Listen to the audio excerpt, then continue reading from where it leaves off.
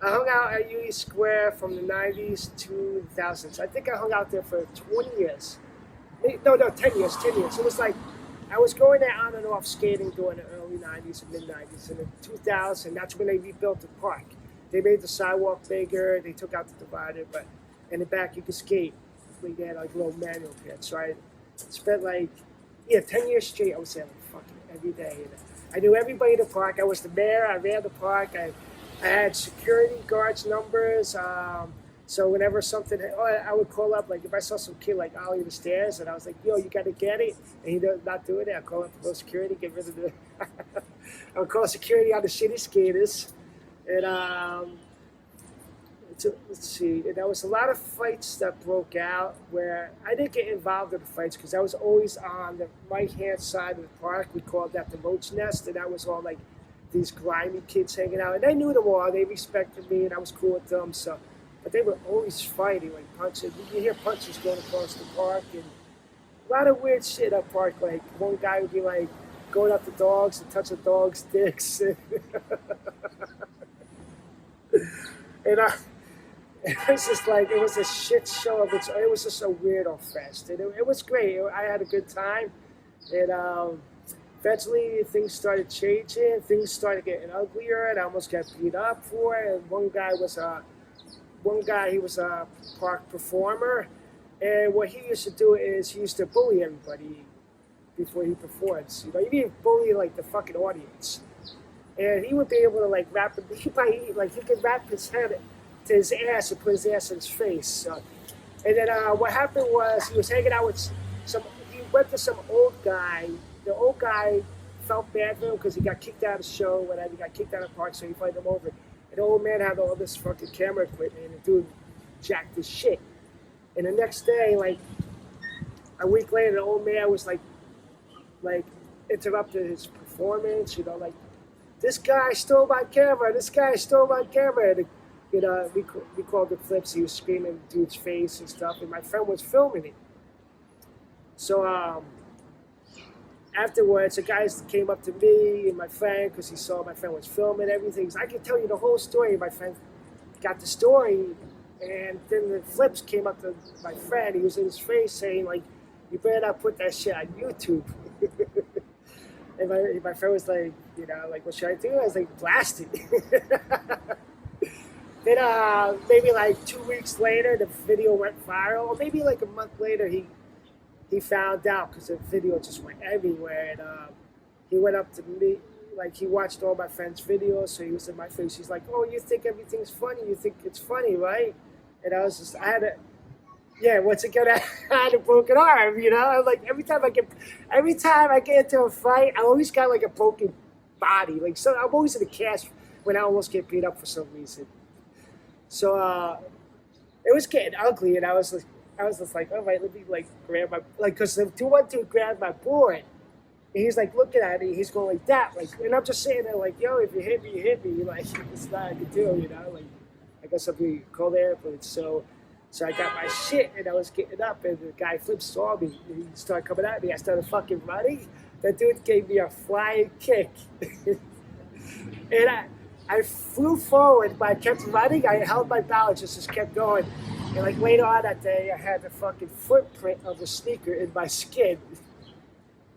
So I told my friend, I was like, "Yo, we got to take the video off. We got to take this video off. This is too much, dude. You're gonna get killed for this video." And so he took it off.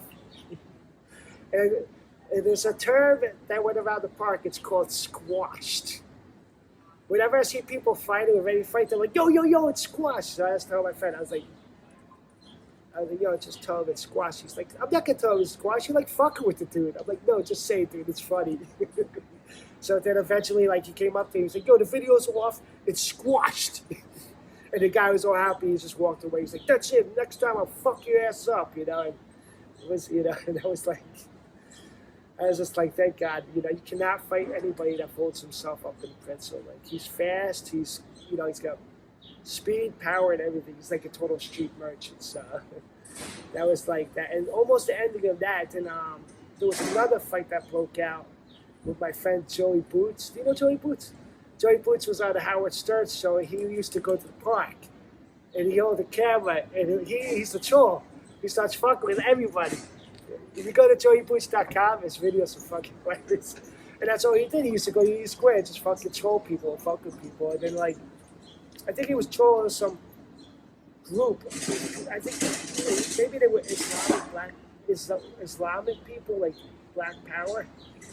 And I think, like, the lady, like, kicked him in the paws. And I was just like, I was trying to break up the fight. Like, Joey, don't fight, don't fight, don't fight. And I was, like, trying to pull him away. But he's, like, you know, almost 300 pounds. So you can't really do that. And then he got kicked in the dick. And I just ran. I was like, I am not fighting for this dude. Like, this is it. Like, I can't fight fucking 4 people at one time. And, yeah, when the fight started breaking out and stuff, I was just like, I gotta leave because I'm gonna end up with like a knife wound or a shot or something. Because there was always people